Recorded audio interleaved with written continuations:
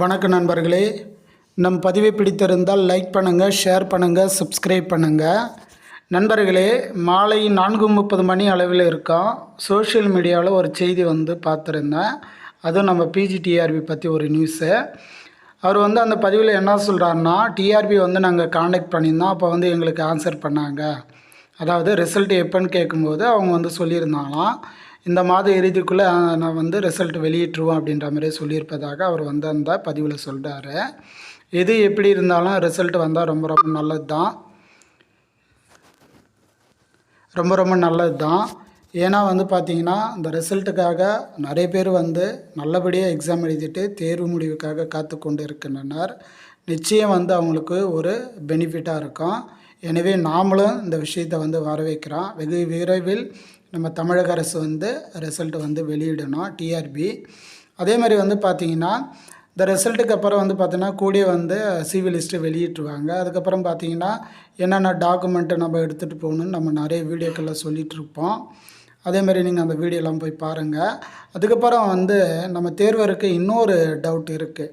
இப்போ அப்ஜெக்ஷன் ட்ராக்கரில் ஒரு 20 கொஷின்ஸ் பார்த்திங்கன்னா அவங்க எவிடன்ஸோடு கொடுத்துருக்காங்க அப்படின்னு சொல்லும்போது அதில் ஒரு 10 கொஷின் வருது, 10 கொஷின் வரலன்னும் போது அதை நம்ம எதிர்த்து பேச முடியாது. சரிங்களா?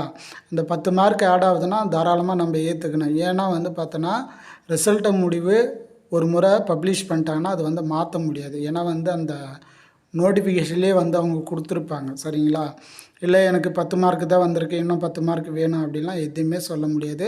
ரிசல்ட்டு முடிவே மாற்றவே முடியாது. ஒன்ஸ் அவங்க பப்ளிஷ் பண்ணிட்டாங்கன்னா அதுதான் ரிசல்ட்டே. சரிங்களா? உடனே சிவி லிஸ்ட்டுக்கான அந்த லிஸ்ட் அவுட்டும் பப்ளிஷ் பண்ணிவிடுவாங்க. அதுக்கப்புறம் பார்த்திங்கன்னா நம்ம டாக்குமெண்ட் என்னென்ன அப்லோட் பண்ணியிருந்தோமோ அதை நம்ம தயாராக வைத்துக்கொள்ள வேண்டும். எக்ஸாம்பிள் பார்த்தோன்னா 10th mark sheet, 12th mark sheet, அடுத்து யூஜி ப்ரொஃபஷ்னலு. சரிங்களா? அடுத்து mark sheet, consolidated mark sheet, அதேமாதிரி எம்எஸ்சி பிஜி. சரிங்களா? Mark sheet, consolidated mark sheet, professional. அதேமாதிரி பார்த்தோன்னா பிஎட் இது ப்ரொஃபஷ்னலு, அதேமாதிரி கன்சால்டேட் மார்க் ஷீட்டு, அதேமாதிரி நம்ம கான்டாக்ட் சர்டிஃபிகேட்டு, அதேமாதிரி பார்த்தோன்னா கம்யூனிட்டி சர்டிஃபிகேட்டு. சரிங்களா? சிறப்பு இடஒதுக்கீடுன்னா அந்த சர்டிஃபிகேட்டு.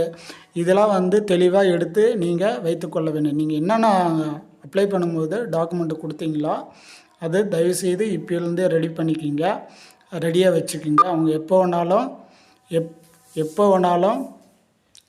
வேணாலும் திடீரென்று ரிசல்ட் வெளியிட்டுருவாங்க. நண்பர்களே, மீண்டும் அடுத்த ஒரு பதிவில் பார்க்கலாம். நன்றி, வணக்கம்.